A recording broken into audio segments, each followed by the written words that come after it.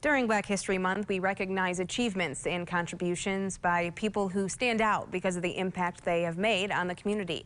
Political reporter Rick Albin has one such story about an elected official who is both a front seat to a dramatic moment in history and a unique perspective in the fight against COVID-19. Garlin Gilchrist has been at the heart of many firsts. First black lieutenant governor in Michigan, first to sign a bill into law, and the list goes on. But as he and others in the state tried to figure out the best way to fight COVID-19, they discovered a chilling reality about COVID that had not been previously recognized. Personally, I've said goodbye to now 27 people from COVID-19 in my life, and that story is true for communities of color and people of communities of color all across the state. Early on in the pandemic, Lieutenant Governor Garlin Gilchrist experienced its impact in very personal ways.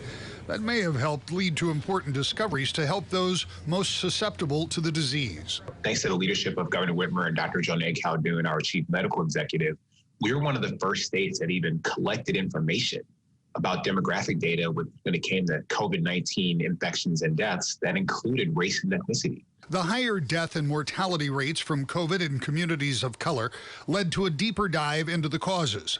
The Michigan Coronavirus Task Force on Racial Disparities was formed, with Gilchrist heading up the panel. When you think about what you have done, the role you have played in this past year as it pertains to the pandemic, and even before that, when you were working on criminal justice reform, when you were looking at some of the disparities there, how important is it that you have been in this position at this time to help identify, highlight, and try to create some type of a solution for some of these inequities?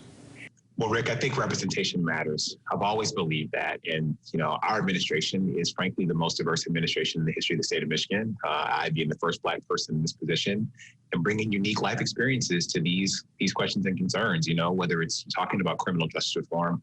I have had to deal with issues of negative policing outcomes since I was 9 years old. And then when we're talking about racial disparities when it comes to health outcomes or it comes to COVID, again, I've lost a lot of people personally, and a lot of black folks have lost a lot of people personally. So having that experience be represented at the table of decision-making is really important to putting the context around the data and information we need to make choices that are going to be responsive to the people who are most vulnerable.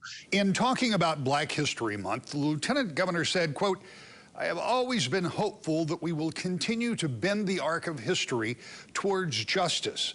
And Black History Month is a moment where we can reflect and be inspired to pull it even harder."